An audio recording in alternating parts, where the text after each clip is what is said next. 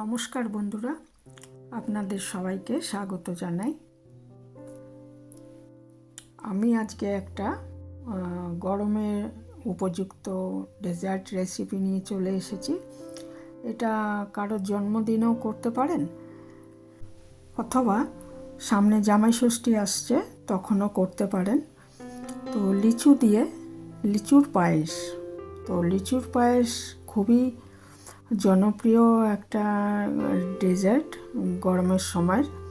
তো এর জন্য এখন খুব ভালো লিচু পাওয়া যাচ্ছে, এর জন্য আমি কিছু লিচু নিয়ে নিয়েছি। খোসাগুলো আগে ছাড়িয়ে নিতে হবে। তারপরে এটা একটু হাফ করে কেটে নিন, অথবা আরও ছোট টুকরো করতে পারেন। মোট কথা হলো বীজগুলো বার করে দিতে হবে। অনেকে এই বীজের জায়গায় নিখুঁতি বা কোনো ধরুন মিষ্টি জিনিস এটার মধ্যে ভরে নেন, তবে আমি একদম প্লেনই করেছি। বীজগুলো বার করে দিচ্ছি একটা ছুরির সাহায্যে। তারপরে এটা যেরকম হয় অর্ধেক করে নিতে পারেন, অথবা গোটাই থাকবে, শুধু বীজটা বার করে নেবেন, বা আরও ছোটো টুকরো করে নিতে পারেন। তো সেগুলি আমি করে নিচ্ছি। আর যতটা পায়েস বানাবেন সেই হিসাবেই লিচুটা দেবেন। মোটামুটি খুব বেশি হলেও ভালো লাগবে না, আবার একদম কমও নয়, একটু বুঝে দেবেন। তো আমি আজকে 1 লিটার দুধের বানাবো। আর চাল দেব গোবিন্দভোগ চাল, 50 থেকে 70 গ্রাম চাল ব্যবহার করবেন 1 লিটার ইয়ের জন্য, দুধের পায়েসের জন্য। তো অনেকে গোবিন্দভোগ চাল দেন না, শুধু ক্ষীর করে তার মধ্যেও লিচু দিয়েও করেন। তো যেটা আপনাদের ইচ্ছে। আমি গোবিন্দভোগ চাল দিয়ে যেরকম পায়েস করি আমরা, সেরকম করে তার সাথে লিচু দিয়ে এই পায়েসটা করব আর কি। তো আমি বীজগুলো সব বার করে নিয়েছি। আর লিচুগুলো মিষ্টি হলে ভালো হয়, না হলেও একটু টক ভাব থাকলে অসুবিধে নেই, সেটা আমি বলে দিচ্ছি কিভাবে করতে হবে। এখানে 1 লিটার ফুল ক্রিম মিল্ক অবশ্যই নেবেন। ফুল ক্রিম মিল্কেই পায়েস ভালো হয়। তো 1 লিটার আমি নিয়ে নিয়েছি, যে কোনো কোম্পানির ফুল ক্রিম মিল্ক নিয়ে নেবেন। তারপরে এটাকে আমি আগে জাল দিয়ে, মোটামুটি একটু আগে জাল দিয়ে নেব, দুধটাকে ফুটিয়ে নেব, ফুটিয়ে রেখে দেব। আর ইচ্ছে করলে কনডেন্সড মিল্কও ব্যবহার করতে পারেন। তা কনডেন্স মিল্কের বদলে আমি পরে একটু গুঁড়ো দুধ ব্যবহার করব। এমনি দুধটা তো নেবেনই, তার সঙ্গে কনডেন্সড মিল্ক নিতে পারেন, তাহলে স্বাদটা আরও বেড়ে যাবে।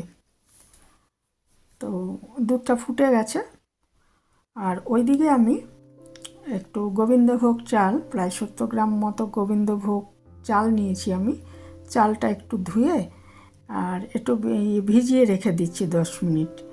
তাহলে কি হবে, তাড়াতাড়ি সেদ্ধ হয়ে যাবে। আর খুব বেশি ধোয়ার দরকার নেই, গোবিন্দভোগ চালে একটা খুব সুন্দর গন্ধ আছে। তো একবার আধবার ধুলেই হবে। ধুয়ে ভিজিয়ে রেখে দিচ্ছি 10-15 মিনিটের জন্য, বা হাতের সময় থাকলে আধ ঘন্টার জন্য ভিজিয়ে রেখে দেবেন। আর ওদিকে আমি একটা গামলার মধ্যে একটু জল নিয়ে এখানে সদেরে, মানে 1 লিটার দুধের পায়েসের জন্য মোটামুটি 150 গ্রাম চিনি দেবেন। দিয়ে তারপরে সেটাকে ফুটিয়ে নিচ্ছি। চিনিটা যখন একটু গলে যাবে তখন এর মধ্যে লিচিগুলো দিয়ে ফুটিয়ে নেব 10 মিনিট। এটা করছি কেন না, লিচুটা মানে এমনিও রান্নার সময়, লিচুটা পায়েস রান্নার সময় একদম লাস্টের দিকেই দিতে হয়। যদি এমনিও ব্যবহার করতে চান তাহলে একদম লাস্টে দেবেন। আর এটা আমি আগে একটু সিদ্ধ করে নিচ্ছি। চিনিটাও এর মধ্যে চলে আছে। টক ভাব যদি থাকে তাহলে কি হয়, দুধ কেটে যেতে পারে, তো সেটা হবে না আর কি, এইভাবে সেদ্ধ করে নিলে চিনিতে। তো মিনিট 10 এইভাবে জাল দিয়ে মানে রেখে দিন, দিয়ে একটু ঠান্ডা হতে দিন ওইদিকে। আর এদিকে আমরা পায়েসটা করব আর কি। তো আগে এটাকে মিনিট 10 অবশ্যই জাল দিয়ে নিন চিনির সাথে, তাহলে একটু টক ভাব থাকলেও অসুবিধে নেই। আর এই লিচুগুলো খুবই মিষ্টি ছিল, তাও আমি এইভাবেই ফুটিয়ে নিয়েছি। আর এখানে একটা 10 টাকা দামের গুঁড়ো দুধের প্যাকেট, সেটাকে আমি ঈষদ উষ্ণ জলে গুলে রেখে দিচ্ছি, আমার পরে এটা কাজে লাগবে। এটা দিলে স্বাদটা বেড়ে যাবে। আর বেশি গরম জলে দিলে দলা পেকে যাবে, ওই জন্য ঈষদ উষ্ণ জলে এটাকে গুলে আমি রেখে দিচ্ছি। এদিকে আমি আবার দুধটা বসিয়ে দিয়েছি, এর মধ্যে গোবিন্দভোগ চালটা দিয়ে ততক্ষণ অবধি সেদ্ধ করে নেব যতক্ষণ না চালটা সেদ্ধ হয়ে যায়। চালটা যতক্ষণ না সেদ্ধ হয় ততক্ষণ মিষ্টি দিতে নিই, তাহলে চালটা আর সেদ্ধ হবে না। কাজেই আগে আমি যতক্ষণ না চালটা সেদ্ধ হয় ততক্ষণ এটাকে সেদ্ধ করে নেব। মিডিয়াম আঁচে রাখাই ভালো, নাহলে তলাটা ধরে যেতে পারে। আর যতই এটা সেদ্ধ হয়ে আসবে চালটা, তত লাস্টের দিকে একটু ঘন ঘন নাড়তে হবে, নাহলে তলায় লেগে যেতে পারে। আর এর মধ্যে আমি কোনো রকম গরম মশলা ব্যবহার করিনি, কারণ গোবিন্দভোগ চালেরও খুব সুন্দর গন্ধ আছে, আর লিচুরও একটা খুব সুন্দর গন্ধ আছে, সেই গন্ধটা আমি নষ্ট করতে চাইনি। কাজেই এর মধ্যে কোনো এলাচের গুঁড়ো টুড়ো আমি কিন্তু ব্যবহার করিনি।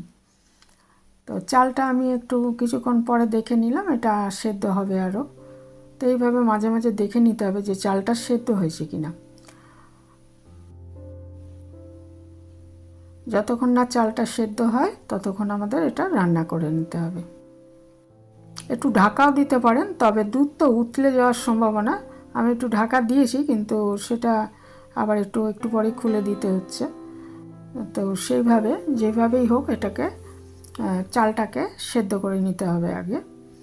চালটা নরম হয়ে গেলে তখন এর মধ্যে আমি দিয়ে দেবো, যেটা লিচু সেদ্ধ করে চিনির সাথে যেটা জাল দিয়ে রেখেছি, 10 মিনিট রান্না করে রেখেছি, সেটা এর মধ্যে দিয়ে দেবো। আর সেই সময় ইচ্ছে করলে একটু কাজু কিশমিশ ব্যবহার করতে পারেন। আমি শুধু একটু কিশমিশ দিয়েছি, ওটা অপশনাল, না দিলেও চলবে, এমনিই খুব ভালো হয় খেতে। আর এই সেদ্ধ যখন হয়ে এসছে তখন আমি ওই গুঁড়ো দুধটা যে গুলে রেখেছিলাম সেটা আগে দিয়ে দিয়েছি, সেটা দিয়ে নেড়ে নিচ্ছি ভালো করে। তারপরে আমি এখানে ওই চিনির জলে যে সেদ্ধ করে নিয়েছিলাম লিচুটা, সেটা চিনির জলটা সহ এর মধ্যে দিয়ে দিলাম, দিয়ে খুব ভালো মতো নেড়ে মিনিট 2 রান্না করে নেবো, কারণ চালও সেদ্ধ হয়ে গেছে আর কিশমিশটাও দিয়ে দিলাম, আর ওইদিকে লিচুও সেদ্ধ আছে, লিচুটাও রান্না করা আছে। কাজেই আর মিনিট 2 রান্না করলেই হয়ে যাবে। একটু পাতলাই নামাবেন, কারণ পরে পায়েস খিচুড়ি এই জিনিসগুলো জমে যায়, কাজে একটু পাতলাই নামাতে হবে। আর তারপরে পরিবেশনের আগে ওপরে ড্রাই ফ্রুটস এবং পছন্দ মতো ড্রাই ফ্রুটস, পেস্তা, এইসব আলমন্ড বাদাম দিয়ে দিতে পারেন, আর একটু তাজা লিচুও ছুলে ওপরে সাজিয়ে দিতে পারেন। তো খুবই ভালো হয় খেতে। তো এটা করতে দেখতে পারেন। লিচু কিন্তু খুব বেশি দিন পাওয়া যায় না বাজারে, তো আর কিছু দিনই পাওয়া যাবে। জুন মাসের শেষের দিকেই হয়তো আর পাওয়া যাবে না। তো একবার করে দেখতে পারেন। এটা এখানেই শেষ করলাম। ভালো থাকবেন সবাই।